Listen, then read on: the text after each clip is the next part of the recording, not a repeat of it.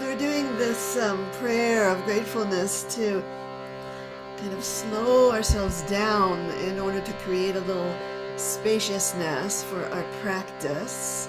And sometimes as I'm coming to my KZOOM, I'm kind of excited, I'm like, ooh, I'm going to see everybody and, all this.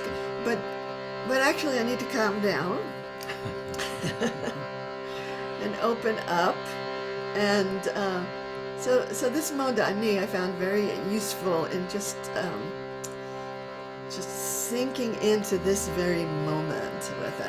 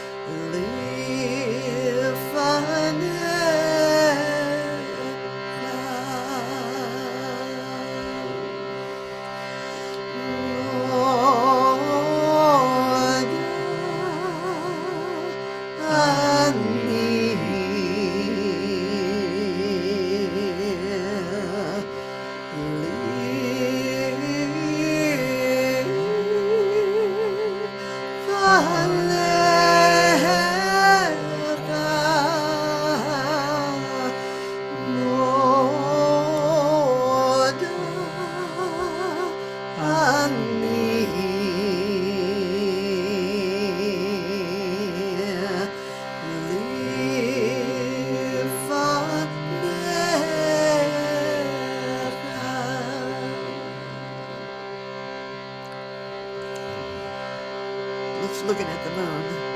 Rose up over the mesa.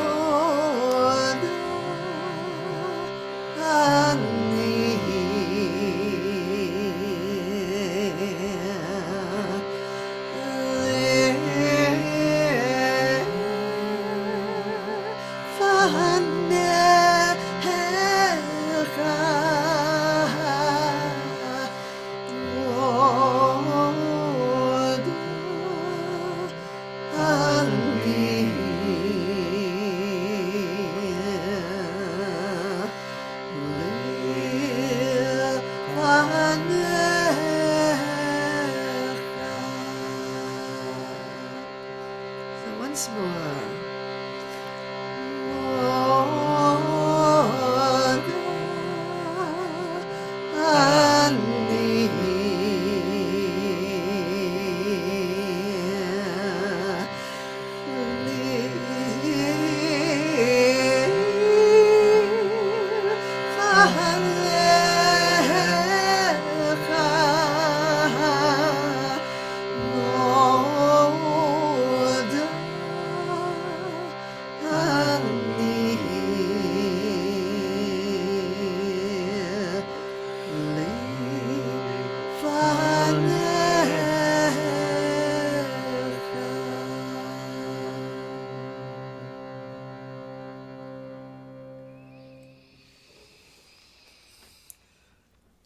Hello, KZOOMers. Hey, everybody. We started KZOOMing back in March of 2020 when the pandemic hit, and there was this sense of like, oh my God, we need to get together. We need to support each other in practice. We need our practice. And looking around the KZOOM room is kind of each person here, I can sort of feel we are supporting each other in practice. And if you're looking around the KZOOM room at all your beloveds here, old beloveds, new beloveds, beloveds with faces, beloveds just with names. Oh, what happened? Oh, I don't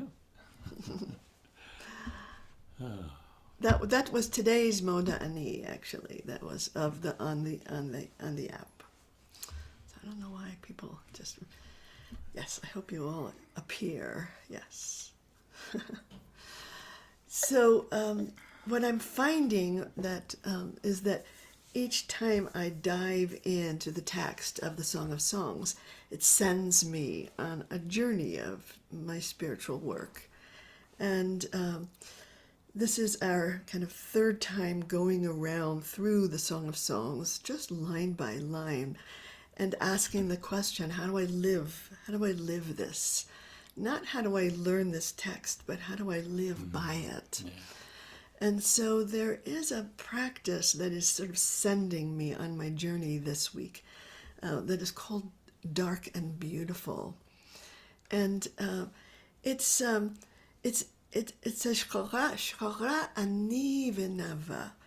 And it's translated often in two different ways. That one that says, I'm dark, but I'm also beautiful. And then another way is just, I am dark and beautiful. And I want to acknowledge that this, the kind of the world of that is a racist world that sees dark as a humiliation. That's one level of the text, and to be able to say, even though I'm dark, I'm beautiful, right? But another level of the text just is about that dark place, meaning I have this shadow, and the shadow is my place of shame. And in order to step onto the path of love, I have to, this is my work. I have to heal that shame that is in me. So this past week, I've just been diving into the research around shame and vulnerability, and really looking into my own experience, because shame is something we all experience, and we can either have it run our lives in a secret kind of way, or we can work at releasing it. And shame is different than guilt. Guilt is about something that you do, while shame is about who you are. I am dark and beautiful, O daughters of Jerusalem. And when I turn to the daughters of Jerusalem, it means I am healing myself of shame, because shame is something that lives in isolation, in secrecy, in silence, in judgment. And when I turn to the daughters of Jerusalem, which is you, whether you're men or women, you are all the daughters of Jerusalem, meaning you are my spiritual friends. When I turn to you, I can transform and release that shame that is in me. So I was looking in my own experience of where that shame got born in me, and I was remembering I had the early memories of my mother. May her memory be a blessing, someone I loved dearly. And yet sometimes I would turn to my mother and I'd say, Mommy, are you mad at me? And she would say, no, but I'm very disappointed. Arrow right in the heart. and I realized, I really wanted her to be mad at me, because then it was something that I did that made her mad. When she said I was disappointed, it's about who I am, and so there's Jungian analysts who call shame the swampland of the soul, the swampland of the soul.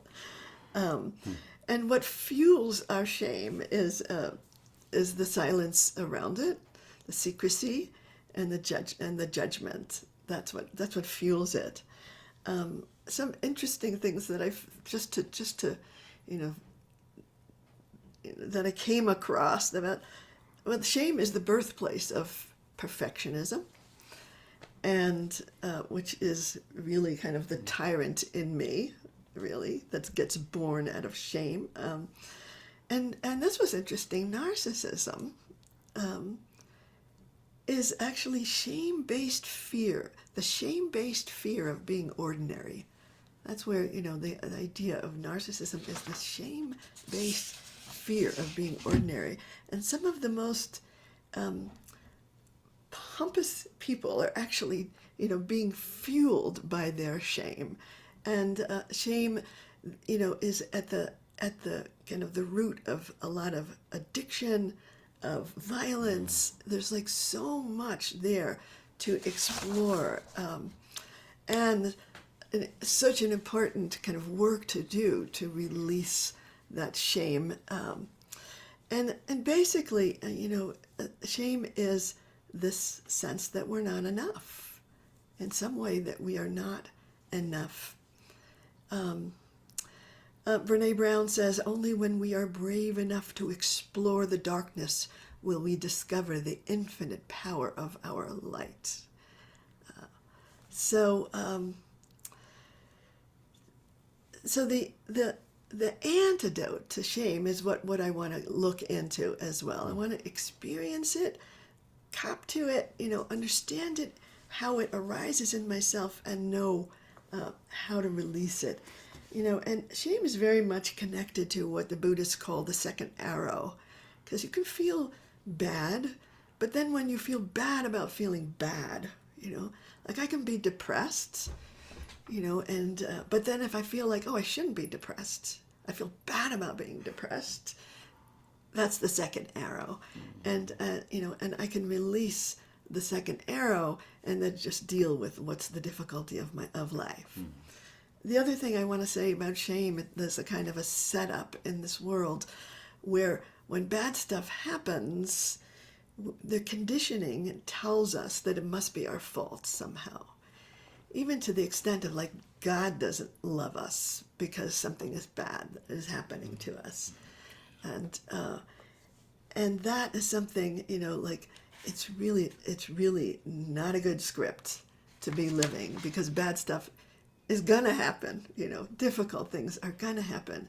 And when we give it that meaning somehow, that is happening because it's our fault, because we're unworthy, because we're not loved by God, that's the story we have to change. Okay, so I want to begin with this practice that has an A and a B part melodically. And there's a way that melody can bring us to different meanings. So the first time we sing these words, we are kind of entering into the deep places of shame in us and feeling it in our bodies. And so we sing. Shorani Lenava Shorani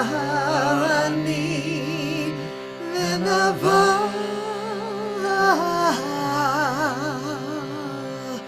Shorani Lenava. Now open your eyes and see the daughters of Jerusalem. Benot Yerushalayim.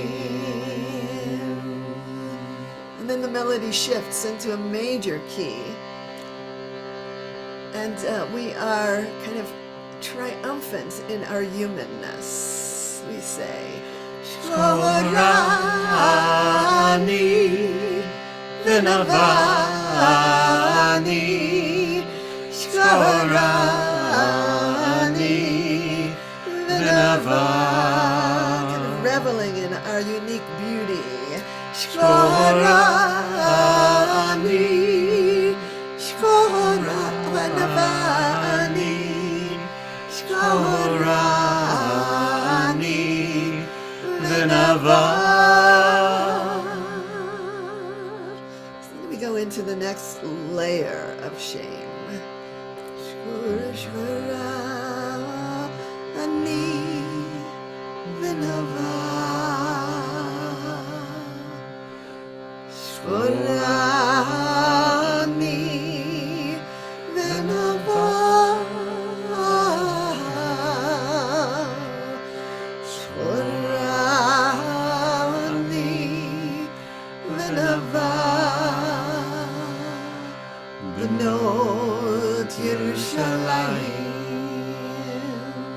And we lift ourselves up, or lift each other up. Shorani Venavani shkorani v'nava, shkorani v'nava, shkorani v'nava.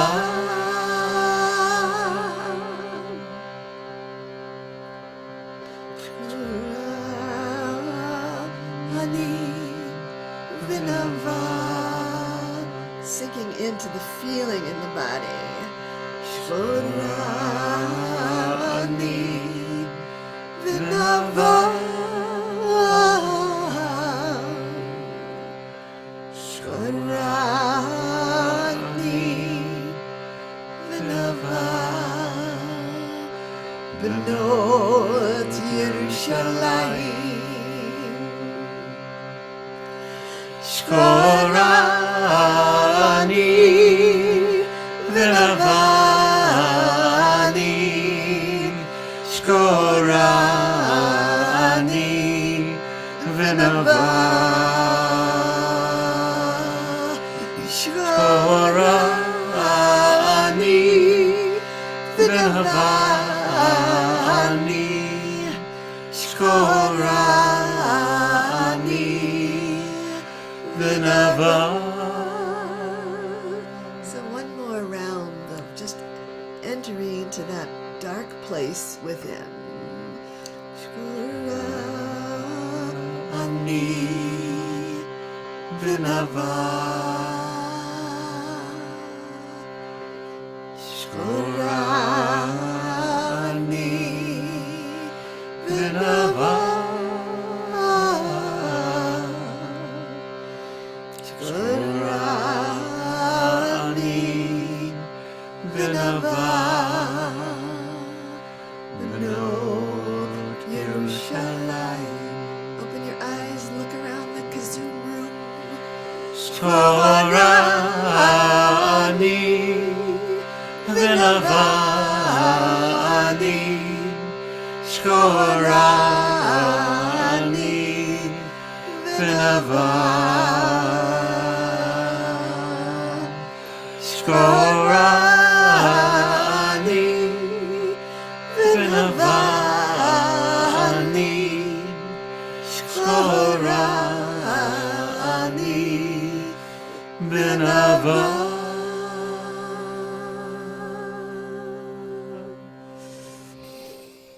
So I invite you now to close your eyes and feel those two different places inside, that place, that old place of shame, or the place of not enough.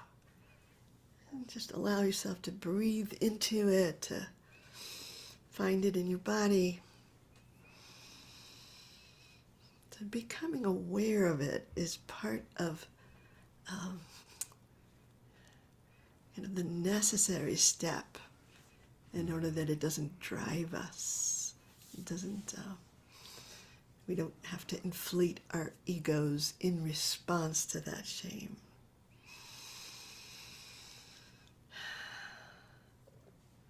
And now turn inside to that other place, that place of triumph, that place of knowing our own worth and beauty.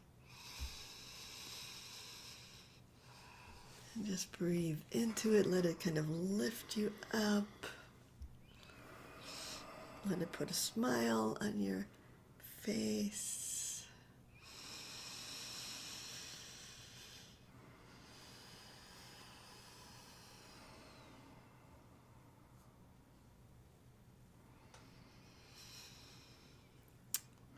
And Brené Brown teaches us that if we can share our story with someone who responds with empathy and understanding, shame can't survive.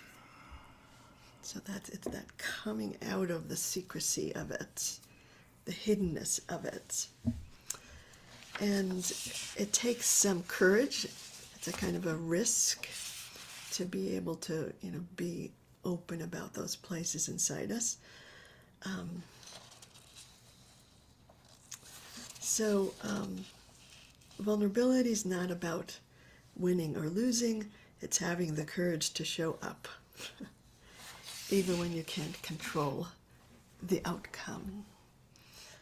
So that kind of showing up first happens inside ourselves. So I wanted to do a couple practices that I think are kind of laying our shame on the altar, and then doing these practices that kind of, lift up the possibility of transformation, and acknowledge that this kind of is a human predicament, So there's a line in Psalm 118 that kind of describes this process of redemption within us.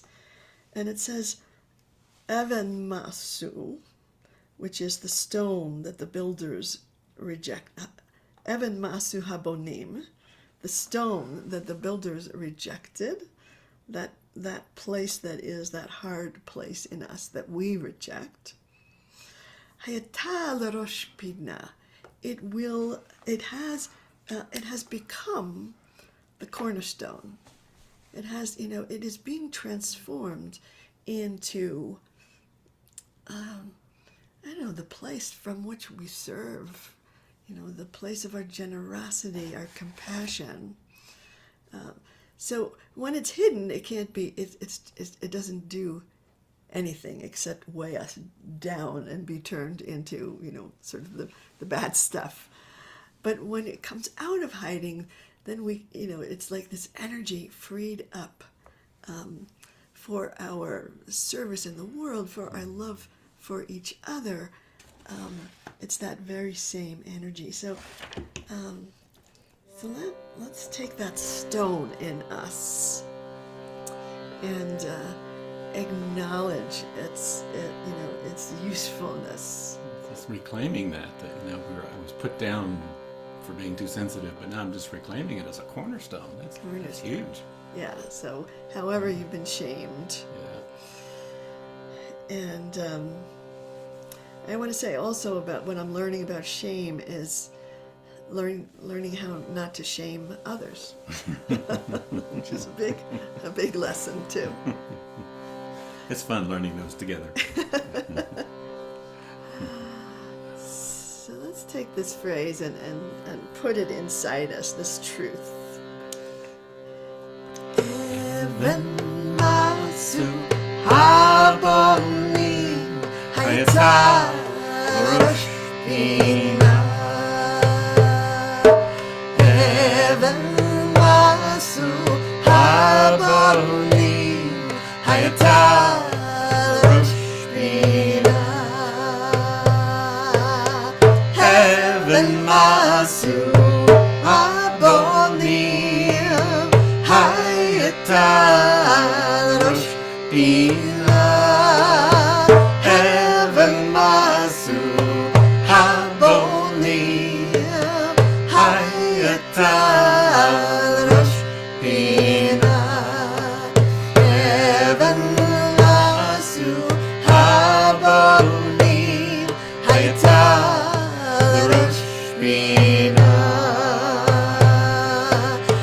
rosh pinah. Evven masu habonim hayata rosh pinah. Evven masu habonim hayata rosh pinah. Evven masu habonim hayata rosh pinah. Evven masu habonim hayata rosh pinah. Evven masu habonim hayata rosh pinah. Evven masu habonim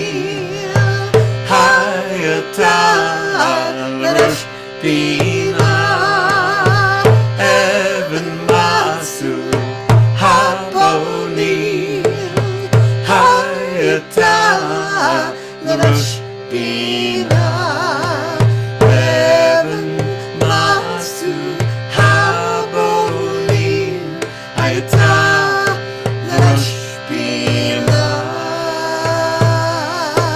Evven masu habonim, hayata l'rosh pinah,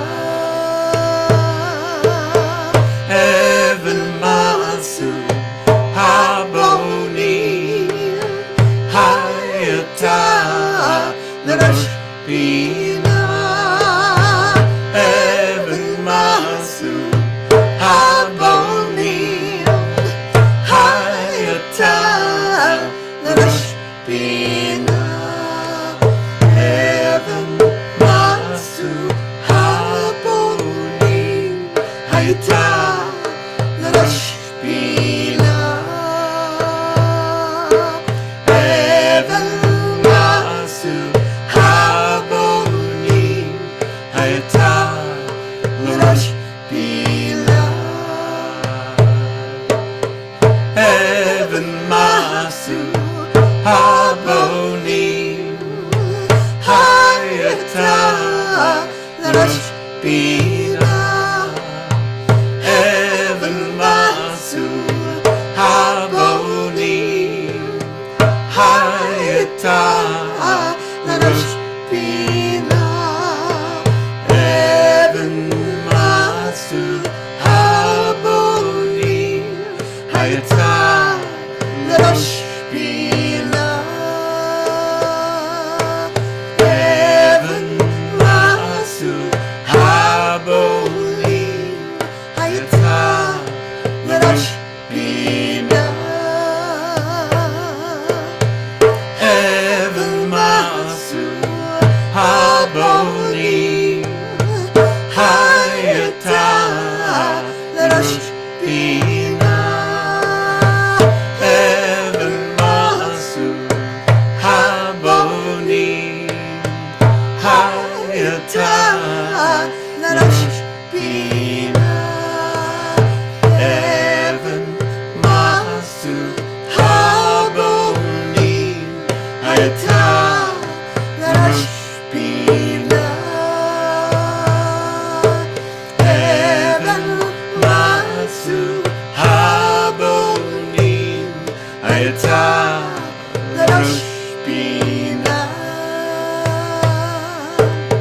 Evven masu habonim, hayata l'rosh pinah, Evven masu habonim, hayata l'rosh pinah.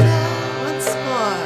Evven masu habonim, hayata l'rosh pinah, Evven masu habonim, hayata l'rosh pinah, Evven masu habonim, hayata l'rosh pinah, Evven masu habonim, hayata l'rosh pinah.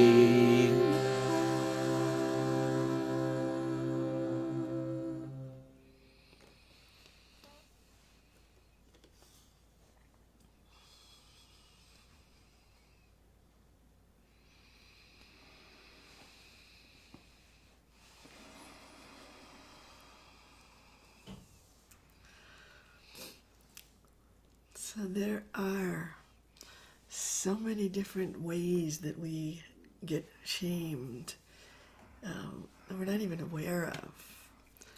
A message that we're not enough. And I was remembering just when I first encountered anti-Semitism, and I just was like, some part of me incredulous. And I wanted to just ask, like, well, why do they hate us?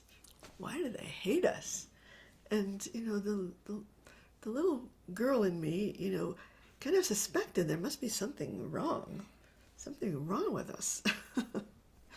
But, that's kind of like where you go, It gets internalized. And then it gets internalized somehow.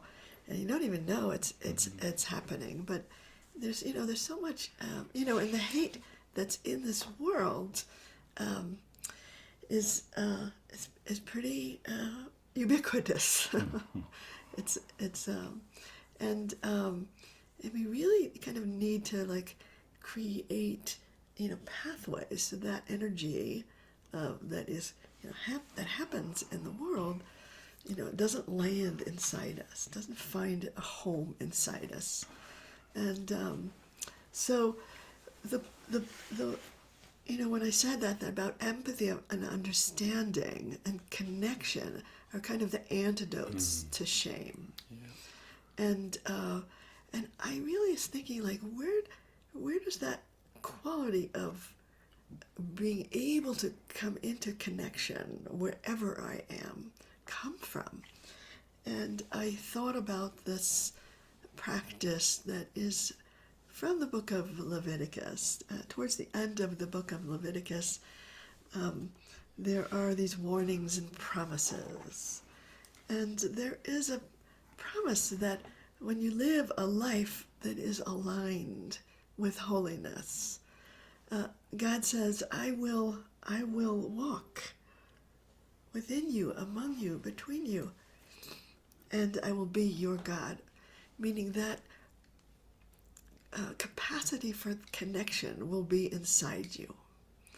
And so we want to live in some way that cultivates that capacity for connection. And this is, and I think that the divine connection is kind of at the root of it all. The divine connection is hearing the voice of God that is saying to you, you are my beloved. You are enough. You are more than enough. And sort of knowing that deeply allows us to be resilient in the face of the shaming that happens in the world, because that knowing comes from the inside. And a lot of the judgment comes from the outside. So we want that knowing from the inside to be planted inside us through our practice. And I find this phrase, which I call the promise of connection, that it's a really powerful message. And it's this, it's the second part of the, like we want to make up what's the first part of it. And I said, when we live in alignment with holiness, when we lead a holy life, when we see beauty everywhere, when we surrender to the divine flow. Like you can think of what the first part of that sentence is for you when you do that. And then leaning into what is the effect of that. Oh, and then God says, you can find me inside you at any moment. And the way that I appear inside you is in that capacity for connection. Does that sound good? So that's the practice, is trying that on, is feeling inside us that there is this innate capacity to be connected to the whole universe. And for those of you who read the book Whole Brain Living, it's that character number 4 that Jill Bolte Taylor talks about, which is this innate capacity in us to be connected to the whole cosmos. And we want to activate that part of us, which is sometimes in contradiction to another part of our brains that is always looking for what's wrong and what's not enough. And so this is for me a practice for character 4 of this part of our brain that is connected. So let's try this, and for some of you who like to move, you can take this practice and take a walk around your room with it. V'hitalachti means I'm going to take a walk, and God is taking a walk inside us, and in order to be in connection with everything.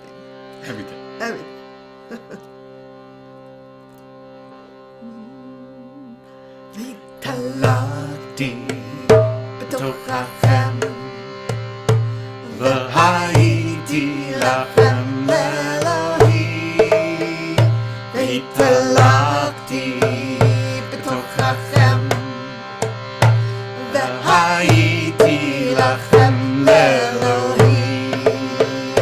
V'hitalachti b'toch lachem v'hayiti lachem Lelohim.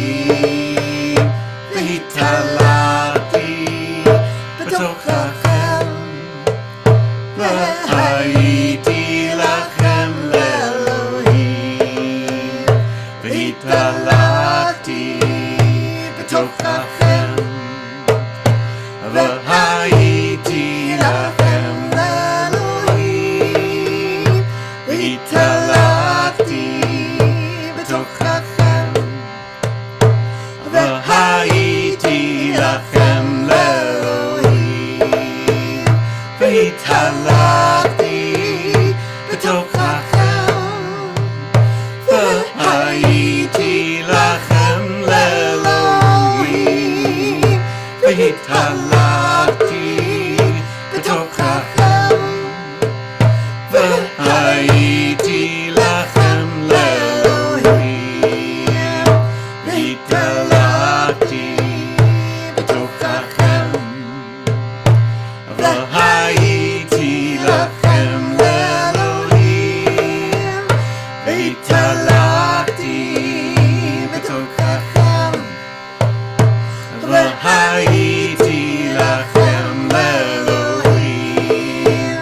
V'hitalachti b'toch lachem v'hayiti lachem Lelohim. V'hitalachti b'toch lachem v'hayiti lachem Lelohim. V'hitalachti b'toch lachem v'hayiti lachem Lelohim. V'hitalachti b'toch lachem v'hayiti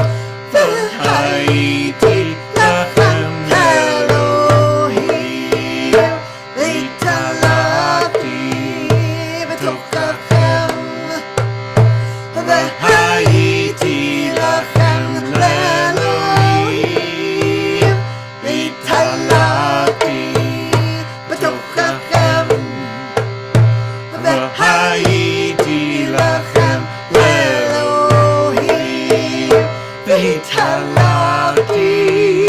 בתוככם, והייתי לכם לאלוהים, והתהלכתי בתוככם, והייתי לכם לאלוהים. Once more.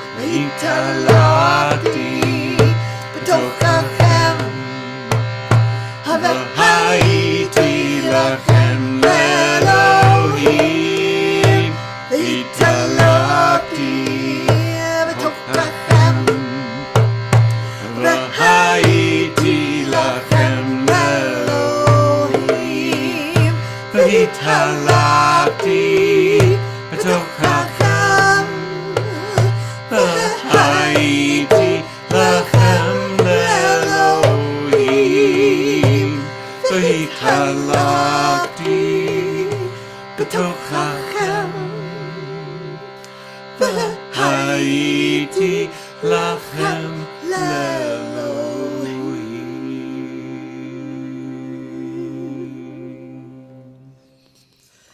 So I invite you, if you've been walking, to just come into stillness,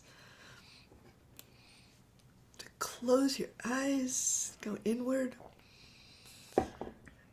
and find that presence of God that is walking, that is playing, that is radiant within.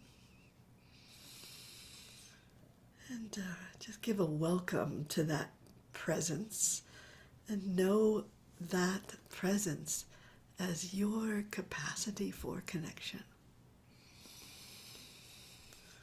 And knowing that in the radiance of connection, shame dissolves.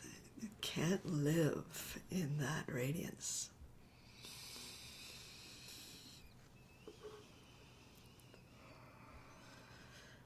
So allow yourself just to breathe into that sense of connection.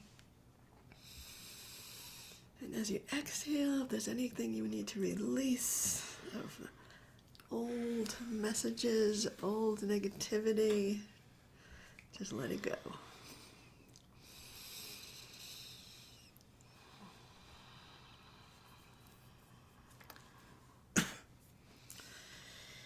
And you can also, just as you're letting it go, you can take note of it, because it could be part of a pattern. It might come back when you're not looking. So you want to just to notice what the ways that you are that those patterns are have been built into you. So we can meet those patterns with empathy, understanding, connection, your own radiant place of God's presence within. How's that feel? How's that feel, everybody? Looking around That's good. at your beautiful faces, seeing. Oh.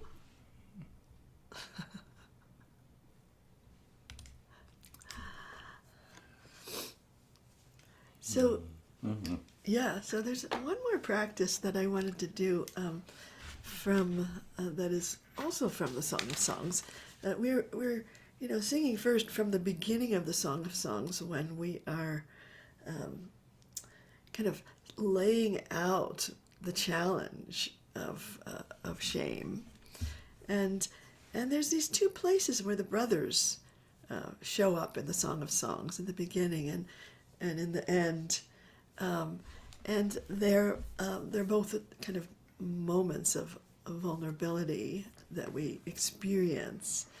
And at the end of the Song of Songs, there is a kind of a dreaming or a visioning of a life that is where we are not kind of the victim of shaming or of hatred or of abuse, really. And in that imagining, we imagine being totally open in our expression of love. That it is, that we are not, that we lose our self-consciousness, and we just get to kind of blossom into the being that we were meant to be. And the way that the lover expresses that, it says, "I would kiss you in the streets, and no one would shame me, no one would scorn me. And if they did, I wouldn't even notice it. It would just roll right off me, because I'm sort of filled with this radiant beauty that cannot be diminished by other people's opinions, let's say." So sometimes in my spiritual practice, there's a state that I might scorn-proof and good. There's a state that I touch in my practice, but I don't quite live there yet. And but I've sort of seen that, and then I imagine myself into like, oh, what if I lived there all the time? What if I lived in that scorn-proof place all the time? What would that be like? And in my practice, I just kind of step into that landscape, that shame of living without shame. And so I call this Shameless Kisses, and it just imagining a sense that my whole being is kissing, and not caring like what it looks like. It's just like allowing that love in me to pour out because it wants to. Unimpeded. Unimpeded, unself-conscious, just the flow that wants to move through us. And that to me is what the path of love is about. It's like being on a path that moves us towards that state of unimpeded flow of the God force. So let's see if we can step into it with these words.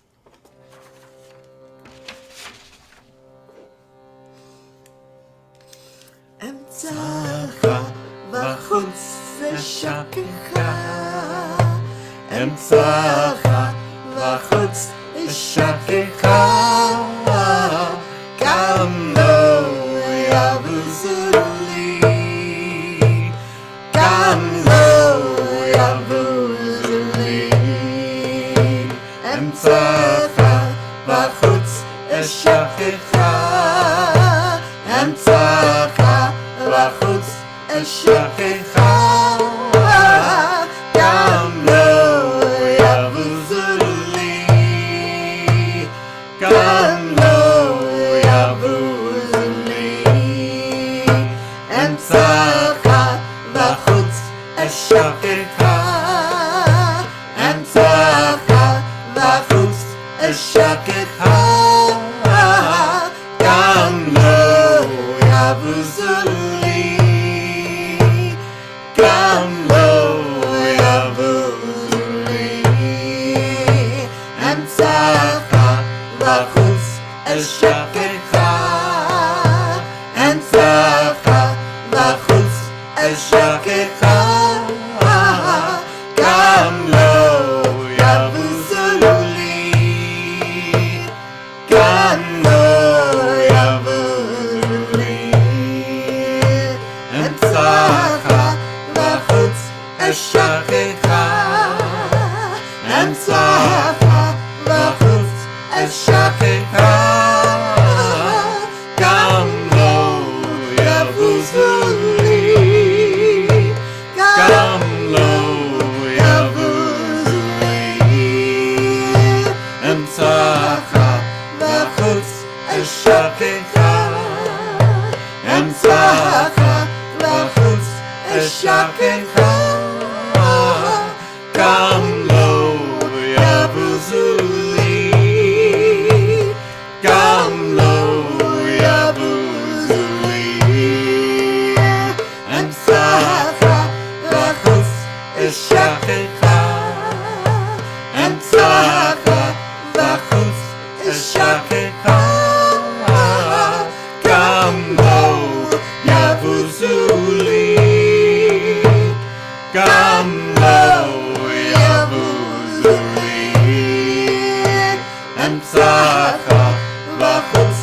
esha'k'cha, Emtza'acha, vachutz, esha'k'cha,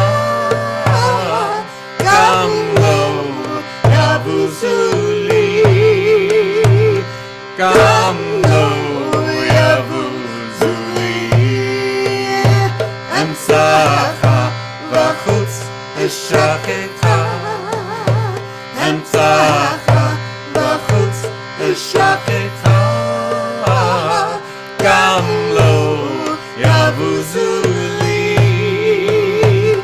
gam lo yavuzu li, Emtza'acha, vachutz, esha'k'cha, Emtza'acha, vachutz, esha'k'cha, gam lo yavuzu li, gam lo yavuzu li, Emtza'acha, vachutz, esha'k'cha, Emtza'acha, vachutz, esha'k'cha, gam lo yavuzu li, gam lo yavuzu li, Emtza'acha, vachutz, esha'k'cha, Emtza'acha, vachutz, esha'k'cha, gam lo yavuzu li, gam lo yavuzu li, Emtza'acha, vachutz, esha'k'cha, Emtza'acha, vachutz, esha'k'cha, gam lo yavuzu li, gam lo yavuzu li, Emtza'acha, vachutz, esha'k'cha, Emtza'acha, vachutz, esha'k'cha, gam lo yavuzu li, gam lo yavuzu li.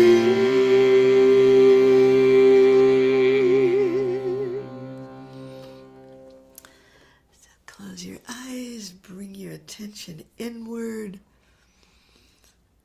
and just notice that state of without shame, without self-consciousness, just being a human kiss, a kiss that is moving through you, unimpeded flow.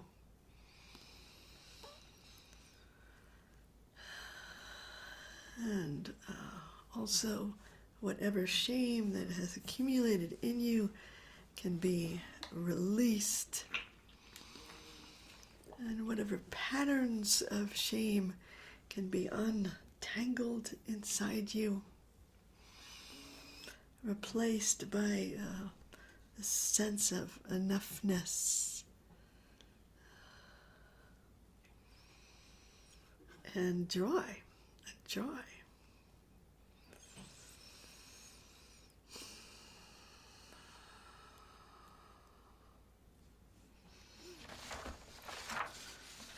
So again, when we're brave enough to explore the darkness, we will discover the infinite power of our light.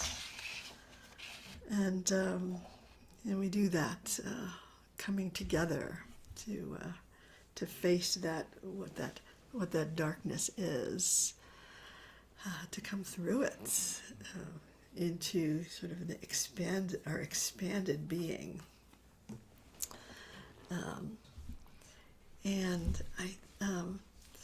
So I want to thank you all for being here at our KZOOM together. And if you're here for the first time, welcome, welcome, welcome. Sometime, invite you to go to the website, see the resources there, sign up for a retreat coming up to be together to do this work. And and we'll be here next week for our KZOOM. Stop the recording. Is this where I stopped the recording? Yes.